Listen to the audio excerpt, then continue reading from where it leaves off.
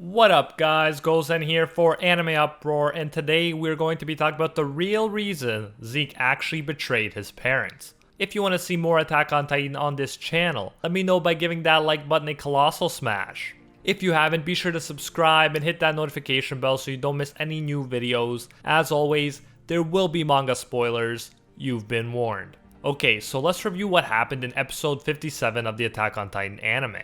We find out that Grisha was from an internment zone in the nation of Marley. The Marleyans discriminate against Eldians. A kid Grisha goes beyond the walls of the internment zone one day so that he can show his little sister an airship. However, they get caught. He gets physical punishment and she gets killed. He really starts to hate Marley after that. Eventually, he joins the Eldian Restorationists, a group who wants to overthrow Marleyan rule and restore the Eldian Empire. Through this organization, he meets Dina Fritz. Dina is a royal-blooded Eldian, a member of the group that stayed on the continent when the 145th king went to the island of Paradis and built the Three Walls. Together, Dina and Grisha have a son called Zeke. As it turns out, Zeke is in fact Eren's half-brother, and grows up to be the current user of the Beast Titan. When the Marleyan government decides to gather warriors from the subjects of Ymir, Grisha offers his son Zeke. He wants Zeke to pledge allegiance to Marley, while acting as a double agent and secretly helping the Eldian people. However, around the time Zeke turned 7, he betrayed his parents to the Marleyan government, along with the rest of the Eldian Restorationists. So little Zeke sent his parents and all of the Restorationists to the island of Paradis, where Eldians are turned into mindless titans. The big question is, why did Zeke betray his parents? In the anime, Grisha explains that he saw Zeke as a child of royal blood and as the hope of restoring Eldia, but he wonders if he ever thought of him as his son. Grisha says that Zeke chose to protect himself and his grandparents in exchange for turning in his foolish parents to Marley public security. After I read this part in the Attack on Titan manga, I was sure that it wasn't as simple as it looked at first glance. In the Attack on Titan guidebook, Zeke, or rather the Beast Titan, scored an off-the-charts 11 out of 10 in intelligence. The only other character to score that high in intelligence was the mad genius Hanji. So even then, I assumed that, even though he was only 7, there was more behind Zeke's decision than Grisha knew. If it was anyone else, it might be assumed that Marley was able to brainwash such a young child into being a loyal warrior. After all, even at 12 years old, Gabby was still completely brainwashed by Marleyan propaganda. However, with someone as smart as Zeke, that didn't seem likely to be the case. We had to wait quite a long time, but recently in the manga, we did finally get Zeke's side of the story. And as I expected, it wasn't as simple as it seemed at first glance from Grisha's perspective. From Zeke's memories, we get much more information about his childhood, while Grisha's account glossed over it pretty quickly. Grisha's perspective gave us no real insight into what kid Zeke was actually thinking, and how those thoughts were formed. Zeke's flashback reveals that he was constantly being discriminated against for being Eldian. He was also deeply affected by that discrimination. As a kid, he was brought to tears when a janitor threw water at him and his family, claiming his job was to rid the place of filth. Even though Grisha, his wife, and his son had permission to be there, they were still treated horribly because they were Eldians. The janitor insulted them and said it was only natural for their kind to be exterminated. Grisha put a lot of pressure on Zeke throughout his childhood. He told Zeke that he would be the one to save everyone. He put the fate of Eldia and the Eldian Restorationists on a little kid. After Grisha enrolled Zeke into the program, Zeke struggled. He lagged behind the other kids. Unlike Grisha, he wasn't passionately driven to restore Eldia. In fact, at one point in the manga, Zeke asks his parents to stop. He tells them to not do anything dangerous anymore. He says if the government finds out about them, they'll send them all to Paradis Island, where they'll all be turned into titans. So picture this. A little kid just wanting his parents to stop doing something that could get them all killed or worse. Zeke implies that he doesn't want to end up like Aunt Faye, who was brutally murdered by Captain Gross. He probably hopes that his parents don't want to see him die. He hopes they care about his safety. He probably wants to hear that, but instead Grisha yells at him and slams the table. Grisha makes a frightened Zeke start to cry, but the crying Zeke still goes on trying to convince his parents. He believes, like Grisha's dad does, that if they don't break any rules, like Grisha did when he took Faye outside the walls, then they would all be safe. He clearly disagrees with his father, who is willing to risk everything, including his son's life, to take down Marley and restore Eldia. Despite the fact that Zeke disagrees with Grisha, he continues to follow the wishes of his parents. He follows them even as his parents constantly ignore him, put increasing pressure on him, abandon him to the Marleyan government program against his wishes, and more. While Zeke cannot get Grisha to treat him like a son at all, only like a tool for Eldia's restoration, he meets Tom Xaver in the warrior program. Tom is the possessor of the Beast Titan power and he develops a close relationship with Zeke. They play catch together, talk, and bond. Tom, who lost a son of his own, values Zeke for who he is. He doesn't use him as a tool. He's kind to him, he plays catch with him, he talks to him, and he cares about him. In short, he is a better father to him than Grisha ever was. While Grisha is willing to risk Zeke's life, Tom is heartbroken at the thought of Zeke dying or being turned into a Titan. But more on that later. Let's turn to the immediate events that led Zeke to eventually betray his parents. As Zeke is on mopping duty one day, he overhears Marleyan officers talking about the Eldian Restorationists. He figures out that the Marleyans already know a lot about the Eldian Restorationists, and it's only a matter of time before they all get captured. After hearing this, Zeke can't help but cry. Tom shows up and starts to question Zeke and figures out what's going on. After all his parents did to him, Zeke still never thinks of turning them in to save himself. He has resigned himself to his fate. He thanks Tom for playing catch with him. He tells Tom that even if he becomes a Titan, he will be sure to remember him. It is at this point that Tom, who is in pain even thinking about Zeke's cruel fate, tries to convince him to accuse his parents. Tom was a completely different kind of father.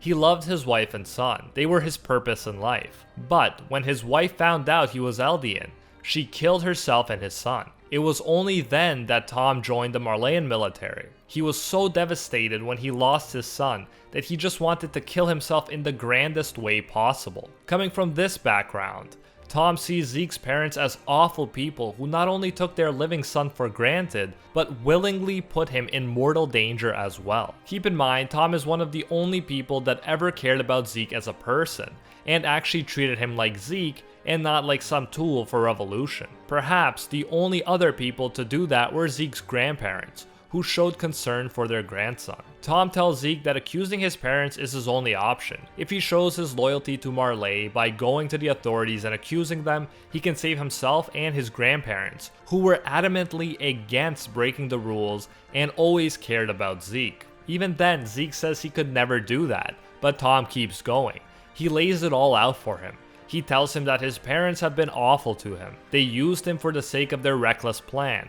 They put him, a 7-year-old boy, and his grandparents in mortal danger. They put expectations on him, gave up on him, all for their own reasons, and they never showed the slightest bit of concern for him. Finally, he tells Zeke they never loved him. This is what seems to finally convince Zeke to go through with accusing his parents. It is the fact that he didn't get love from his parents that helped him go through with his choice. While he got love from his grandparents and even Tom, his parents just used him as a tool. So he ends up accusing them so he can save his grandparents, make Tom happy, and maintain his own image of a loyal Marleyan warrior. At the same time, we know that he's not a brainwashed Marleyan warrior because he later promises Tom that he will inherit the Beast Titan, but not for Marley's sake. He has decided to retake the Founding Titan, steal it from Marley, and save the world. He decides that he will use the Founding Titan power to make it so Eldians can have children,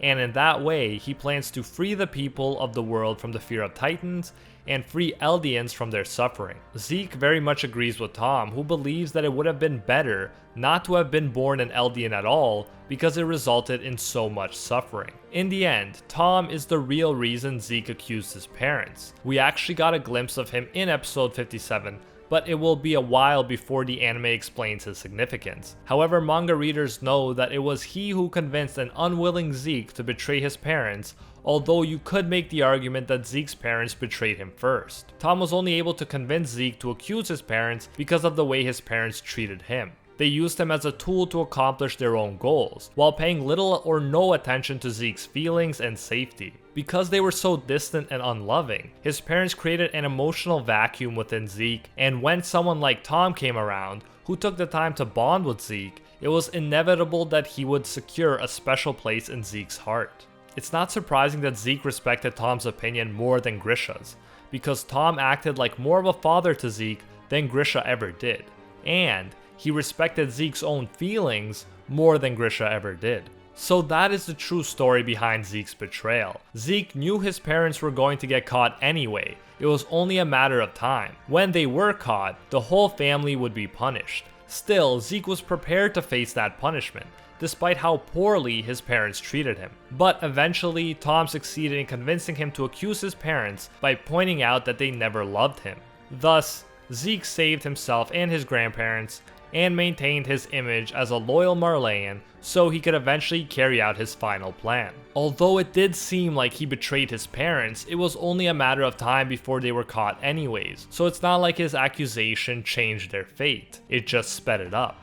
Let me know what you think in the comments. Should a 7-year-old Zeke be blamed for betraying his parents? I personally don't think so. His parents forced him to do things he didn't want to do, never paid attention to his wishes or feelings, and even then it took Tom, a father figure, to convince the young Zeke to save himself and his grandparents by accusing his already doomed parents. So I wouldn't blame Zeke for his actions in this case, but I do blame him for attempting to carry out his final plan. Just as Grisha tried to force his view of the world on Zeke, Zeke is trying to force his view of the world on every Eldian. Just as Grisha should have let Zeke choose his own path, Zeke should let every Eldian decide their own path and not decide for them if they're going to die an early death or not have kids. But that's just my opinion, I welcome your thoughts. And that is it for today's video. Thank you so much for watching. If you enjoyed this video, make sure to go beast mode on that like button to let me know. If you haven't, be sure to subscribe and ring that notification bell so you get notified when future Attack on Titan videos drop. We've been uploading a lot of Attack on Titan videos recently, and we have a lot more on the way.